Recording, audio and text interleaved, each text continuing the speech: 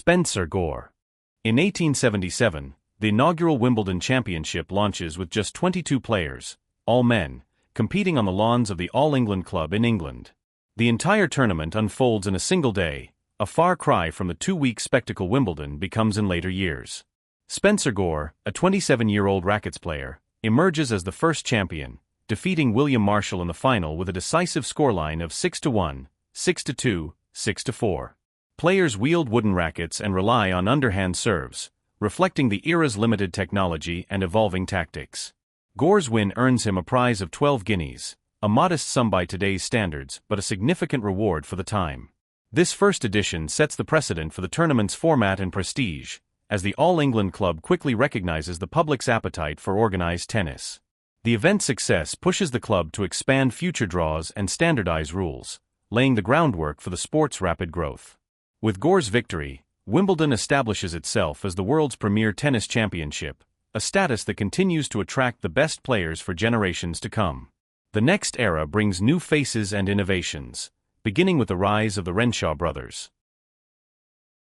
William Renshaw. Between 1881 and 1886, William Renshaw secures 6 consecutive Wimbledon singles titles, a record-setting streak that cements his status as the tournament's first true superstar. Renshaw's dominance stems from his aggressive volleying, a tactic that allows him to dictate points at the net and overwhelm his opponents. His twin brother, Ernest Renshaw, often features in the finals as both rival and doubles partner, adding a unique family dynamic to the event. The brothers' repeated appearances at the business end of the tournament draw crowds and spark national interest, a phenomenon that newspapers dubbed the Renshaw Rush. In 1884, Wimbledon introduces the challenge round system, allowing the previous year's champion to advance directly to the final, which further enhances William Renshaw's advantage as a reigning champion. This rule change, combined with the Renshaw's on-court success, drives up attendance and increases the tournament's prestige.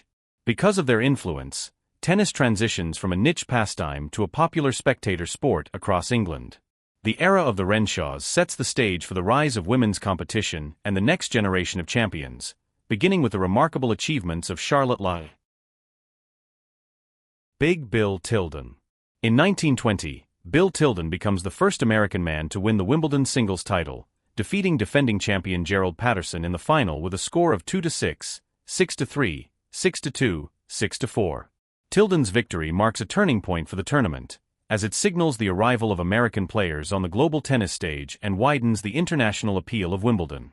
His powerful cannon serve and theatrical showmanship set him apart from his contemporaries, drawing larger crowds and increasing media attention throughout the 1920s. Between 1920 and 1930, Tilden reaches 7 Wimbledon finals and claims 3 singles titles, establishing himself as one of the sport's first true global celebrities. Because of his dominance and charisma, the tournament's profile rises sharply, and the level of play continues to improve as more international talent enters the draw.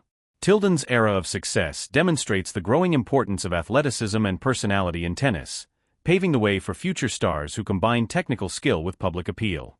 As Tilden's reign winds down, Wimbledon prepares for another shift with the rise of legendary women's champion Suzanne Lenglen. Suzanne Lenglen. In 1919, Suzanne Lenglen becomes the first French woman to win the Wimbledon singles title, signaling a new era for international women's tennis. Her impact is immediate and dramatic. In 1920, Lenglen wins the final in just 26 minutes, defeating Dorothea Lambert-Chambers 6-3, 6-0, a record for speed and dominance that stuns the tennis world. Lenglen's matches attract unprecedented crowds, and her flair, champagne on court, silk headbands, and bold fashion choices, transforms the image of women's tennis from reserved to glamorous. Lenglen's run at Wimbledon is marked by both brilliance and controversy. Her withdrawal from the tournament in 1926, prompted by illness, leads to a near riot among fans who demand her return. Because of her popularity and unique style, Lenglen widens the appeal of the women's game, inspiring a generation of players to pursue international competition and greater visibility. As Lenglen exits the scene, Wimbledon prepares for a new era of British dominance, led by Fred Perry and the rise of working-class champions. Fred Perry. Between 1934 and 1936, Fred Perry wins 3 consecutive Wimbledon singles titles, establishing himself as the dominant British player of his generation. Perry, who comes from a working-class background in England, challenges the sport's traditional class barriers and becomes a national icon. In 1934, he defeats Jack Crawford in the final with a commanding score of 6-3, 6-0, 7-5, using his aggressive baseline play and relentless determination to control matches. Perry's victories are not just personal achievements, they inspire a broader following for tennis across Britain, attracting fans from all walks of life. His third consecutive title in 1936 marks the end of an era, as Perry becomes the last British man to win Wimbledon for the next 77 years. This long drought underscores the magnitude of his accomplishment and cements his legacy in British sporting history. Because Perry's career coincides with the rise of international competition and the looming threat of World War II, his success takes on even greater significance for fans and historians alike. As Perry leaves the amateur game behind, Wimbledon faces a period of upheaval and eventual rebirth following the war, setting the stage for the post-war restart and the arrival of new champions from around the globe. Rod Laver, an Australian left-hander known for his relentless topspin and athleticism, wins his first two Wimbledon singles titles in 1961 and 1962. Laver's aggressive baseline game and ability to adapt to grass-court conditions set him apart from his contemporaries, making him a formidable presence on center court. After turning professional and missing several Wimbledons due to the amateur-professional divide, Laver returns in 1968 as the Open era begins, allowing pros to compete for the first time. In 1969, Laver achieves a feat unmatched in the sport's history by completing the calendar year Grand Slam for a second time, winning all four major titles in a single season. At Wimbledon, he defeats fellow Australian John Newcombe in the semi-finals and then Tony Roche in the final, 6-4, 6-1, 6-4, to secure his place in tennis legend. Because Laver is the only player to complete two calendar slams, 1962 and 1969, his legacy becomes a benchmark for greatness in the modern era. As the Open era takes hold, Wimbledon's field deepens, prize money increases, and the tournament prepares for a new generation of champions and innovations.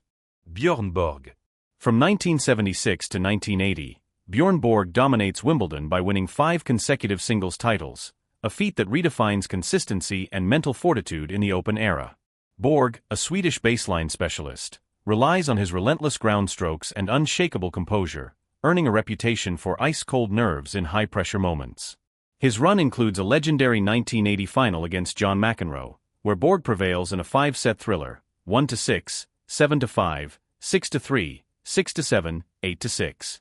The match's dramatic swings and extended tiebreak become instant classics, symbolizing the era's fierce rivalries and the increasing global reach of the sport.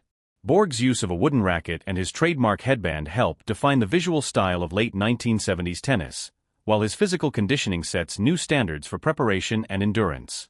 Because of Borg's dominance, Wimbledon's international prestige grows, and television audiences expand sharply across Europe and the United States. His reign at the top ends abruptly with his retirement at age 26, opening the door for a new wave of champions, including the rise of Martina Navratilova and the evolution of the women's game. Martina Navratilova. Between 1978 and 1990, Martina Navratilova amasses 9 Wimbledon singles titles, the most by any player in the tournament's history. Navratilova, a left-handed serve and volley specialist, revolutionizes the women's game with her athleticism and aggressive net play. From 1982 to 1987, she secures 6 consecutive championships, a streak that underscores her dominance on grass and her ability to adapt to different opponents and match situations. In 1984, Navratilova records a 74-match win streak, a feat that highlights her consistency and mental strength during the peak of her career. Her approach to training and fitness sets new standards for professional tennis, inspiring future generations to prioritize physical preparation and tactical versatility. Because Navratilova's reign coincides with the global expansion of women's tennis, her success helps drive record attendance and television viewership at Wimbledon. As her era draws to a close, the stage is set for the arrival of younger champions, including the explosive debut of Boris Becker and the continued evolution of power tennis on the grass courts. Boris Becker. In 1985, Boris Becker becomes the youngest men's singles champion in Wimbledon history, capturing the title at just 17 years old. Becker, representing West Germany, defeats Kevin Curran in a 4-set final, 6-3, 6-7, 7-6, 6-4, using a powerful serve and fearless net play that quickly earned him the nickname Boom Boom.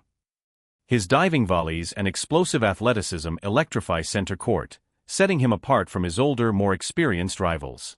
Becker's victory is especially notable because he enters the tournament unseeded and without a single prior tour title, defying expectations and reshaping perceptions of what young players can achieve. Becker's breakthrough triggers a surge of interest in tennis across Europe and inspires a new generation of aggressive, athletic players. Because his win signals the arrival of power tennis on grass, coaches and competitors begin to prioritize big serving and attacking styles. Becker's continued success at Wimbledon, including 2 more titles in 1986 and 1989, cements his reputation as a grass-court specialist. As the 1980s close, the women's game enters a new phase of dominance with the rise of Steffi Graf and the pursuit of the elusive Golden Slam. Steffi Graf. In 1988, Steffi Graf achieves the unprecedented Golden Slam, winning all 4 major tournaments and the Olympic gold medal in a single calendar year. At Wimbledon, Graf overcomes Martina Navratilova in the final, rallying from a set-down to win 5-7, 6-2, 6-1, and ending Navratilova's 6-year reign on center court. Graf's explosive forehand and remarkable court speed become her trademarks, allowing her to dictate rallies and dominate opponents on grass. Her ability to transition from defense to offense with a single shot sets a new standard for athleticism in women's tennis. Between 1988 and 1996, Graf collects 7 Wimbledon singles titles, consistently defeating the world's best and adapting her game to changing competition. Because of her success, the women's game gains a global following, and her rivalry with Navratilova and later Monica Seles fuels record television ratings. Graf's dominance on grass and her relentless pursuit of excellence inspire a new generation of players to focus on fitness and all-court versatility. As the 1990s progress, Wimbledon's men's field is transformed by the arrival of Pete Sampras, whose serve and volley game redefines success on grass. Roger Federer. Between 2003 and 2017, Roger Federer sets a new benchmark for excellence at Wimbledon, capturing 8 men's singles titles, the most in the tournament's history. Federer's grass-court mastery is defined by his fluid movement, pinpoint serve, and ability to adapt his tactics against a range of challengers. His era features some of the most memorable matches ever played on center court, including the 2008 final against Rafael Nadal, which Federer loses 9-7 in the 5th set after nearly 5 hours of play. That match is widely regarded as one of the greatest in tennis history, with both players pushing the limits of skill and endurance. Federer rebounds from heartbreak to secure more titles, including a pivotal 2012 victory over Andy Murray, where he recovers from a set-down to win 4-6, 7-5, 6-3, 6-4. In 2017, Federer achieves another milestone by winning Wimbledon without dropping a single set, a feat not accomplished since Bjorn Borg in 1976. Because of his sustained brilliance and sportsmanship, Federer becomes a global ambassador for the sport and inspires a new generation of players to pursue all-court versatility. As his reign continues, Wimbledon's competitive landscape intensifies with the rise of Rafael Nadal and Novak Djokovic, setting the stage for a new era of legendary rivalries. Venus et Serena. Between 2000 and 2016, Venus and Serena Williams redefined the landscape of women's tennis at Wimbledon, capturing a combined 12 singles titles and establishing themselves as global icons. Their rivalry and partnership reach a milestone in 2002, when the sisters meet in the first all-Williams Wimbledon final. Serena prevails, launching a new era of power and athleticism in the women's game. Over the next decade, the Williams sisters regularly face each other in finals, including the 2008 championship match, where Venus defeats Serena 7-5, 6-4 in a display of tactical precision and baseline dominance. Their matches draw record audiences and elevate the profile of women's tennis worldwide. The Williams sister style is built on explosive serves, relentless ground strokes, and unmatched court coverage, forcing their opponents to adapt or fall behind. Because of their sustained success, coaches and young players begin to emphasize physical strength and aggressive baseline play as essential tools for winning on grass. Venus and Serena's influence extends far beyond the court, as they become cultural ambassadors and role models for aspiring athletes globally. As their era progresses, Wimbledon prepares for the arrival of Roger Federer and the dawn of a new golden age in men's tennis. Rafael Nadal. In 2008, Rafael Nadal claims his first Wimbledon singles title, defeating Roger Federer in a 5-set final that lasts 4 hours and 48 minutes and ends 6-4, 6-4, 6-7, 6-7, 9-7. Nadal's relentless intensity and physical endurance allow him to outlast Federer in fading light, breaking the Swiss champion's 5-year winning streak and delivering one of the most dramatic conclusions in tennis history. The match's momentum swings and high-level shot-making earn it instant recognition as a classic, and Nadal's victory proves that his game can adapt from clay to grass at the highest level. Nadal returns in 2010 to win his second Wimbledon title, defeating Tomas Berdych in straight sets and further solidifying his reputation as a grass-court conqueror. Because of his ability to transfer his trademark topspin and defensive skills to grass, Nadal widens the tactical possibilities for future champions and challenges the notion that Wimbledon belongs only to traditional serve and volley players. His battles with Federer and later Novak Djokovic help fuel a new golden era for men's tennis, as the sport's top players push each other to unprecedented heights. With Nadal's rise, Wimbledon enters a period defined by fierce rivalries and record-breaking performances, setting the stage for Novak Djokovic's era of dominance. Novak Djokovic. Between 2011 and 2022, Novak Djokovic emerges as the dominant force at Wimbledon, collecting 7 men's singles titles and repeatedly demonstrating his unrivaled mental resilience.